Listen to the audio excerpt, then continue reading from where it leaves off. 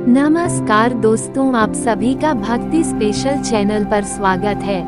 पार्वती पुत्र गणेश जी के ये 10 रहस्य जो आप अब तक नहीं जानते।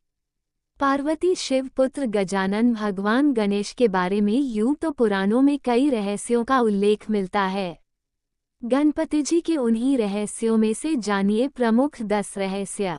गणेश जी की उत्पत्ति का रहस्य। पुराणों में गणेश जी की उत्पत्ति की विरोधाभासी कथाएं मिलती हैं।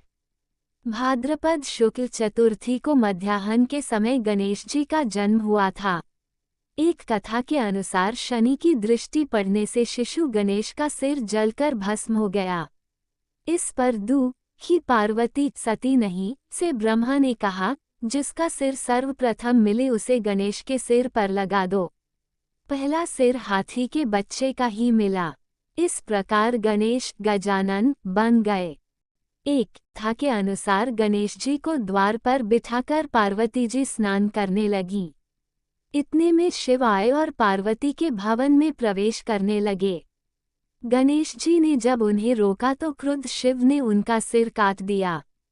इन गणेश जी की उत्पत्ति पार्वती जी ने चंदन के मिश्रण से की थी। जब पार्वती जी ने देखा कि उनके बेटे का सिर काट दिया गया तो वे क्रोधित हो उठीं। उनके क्रोध को शांत करने के लिए भगवान शिव ने एक हाथी के बच्चे का सिर गणेश जी के सिर पर लगा दिया और वह जी उठा। श्री गणेश का जन्म भाद्रपद शुक्ल पक्ष की चतुर्थी को दोपहर 12 बजे हुआ था। कहते हैं कि माता पार्वती ने पुत्र की प्राप्ति के लिए पुण्यक नामक उपवास किया था। इसी उपवास के चलते माता पार्वती को श्री गणेश पुत्र रूप में प्राप्त हुए। शिव महापुराण के अनुसार माता पार्वती को गणेश जी का निर्माण करने का विचार उन्हीं की सखी जया और विजया ने दिया था। उनकी सखियों ने उनसे कहा था कि नंदी और सभी गण सिर्फ महादेव की आज्ञा का ही पालन करते हैं, इसलिए आपको भी एक ऐसे गण की रचना करनी चाहिए जो सिर्फ आपकी ही आज्ञा का पालन करे।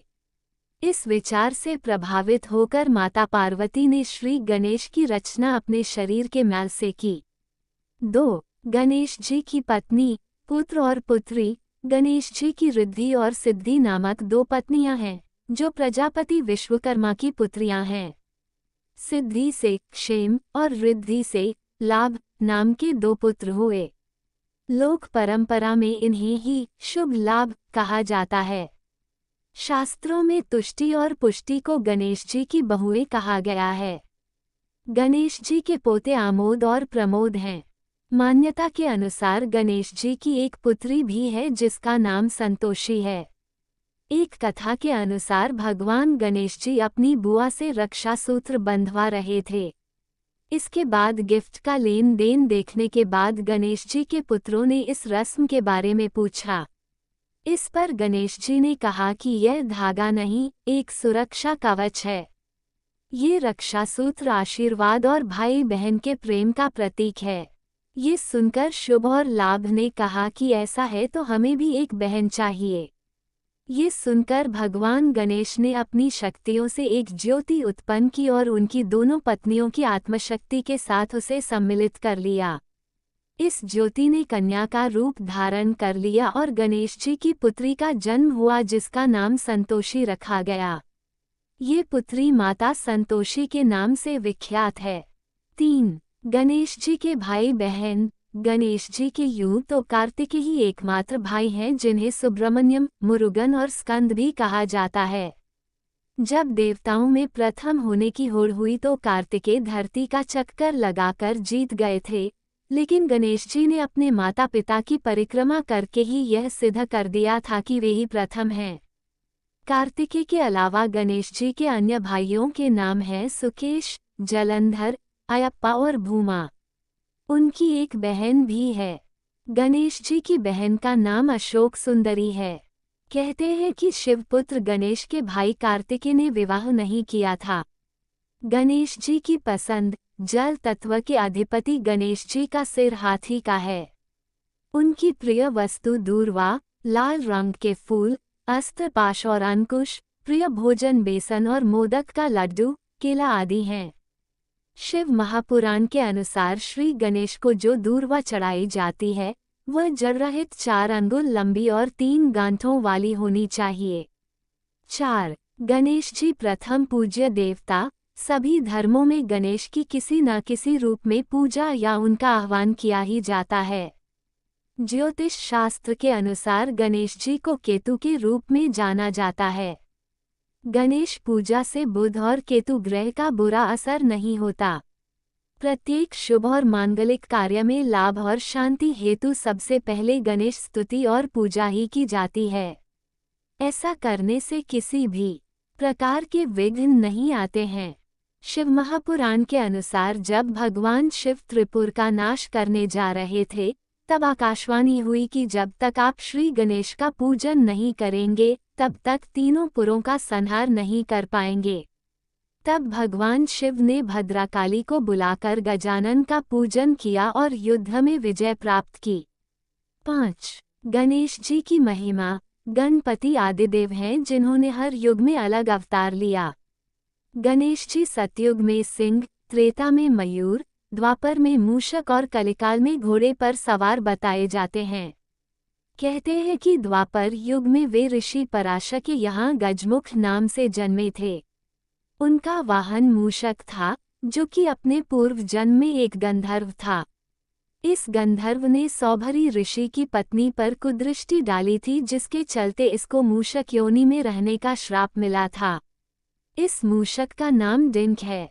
उनके 12 प्रमुख नाम हैं सुमुख, एकदंत, कपिल, गजकर्णक, लंबोदर, विकट, विघ्ननाशक, विनायक, धूम्रकेतु, गणाध्यक्ष, भालचंद्र और गजानन। उनके प्रत्येक नाम के पीछे एक कथा है। 6. सभी देवताओं की शक्तियाँ। गणेश जी को सभी देवताओं की शक्तियाँ प्राप्त हैं। जिस तरह हनुमान जी को सभी देवताओं ने अपनी अपनी शक्तियाँ दी थी, उसी तरह गणेश जी को भी सभी देवताओं की शक्तियाँ प्राप्त हैं। इसके बावजूद उनके पास अपनी खुद की शक्तियाँ भी हैं। 7. शिव को मिले श्राप के कारण कटा मस्तक। भगवान श्री गणेश के सिर कटने की घटना के पीछे भी एक प्रमुख किस्सा है। ब्रह्मवैवर्त पुराण के अनुसार एक बार किसी कारणवश भगवान शिव ने क्रोध में आकर सूर्य पर त्रिशूल से प्रहार कर दिया था। इस प्रहार से सूर्यदेव चेतनाहीन हो गए। सूर्यदेव के पिता कश्यप ने जब ये देखा तो उन्होंने क्रोध में आकर शिवजी को श्राप दिया कि जिस प्रकार तुम्हारे त्रिशूल से मेरे पुत्र का शरीर नष्ट हुआ है, उसी प्रकार तुम्हारे पुत्र का मस्तक भी कट जाएगा। इसी श्राप के फलस्वरूप भगवान श्री गणेश के मस्तक कटने की घटना हुई। 8. शनि के देखने से कटा मस्तक।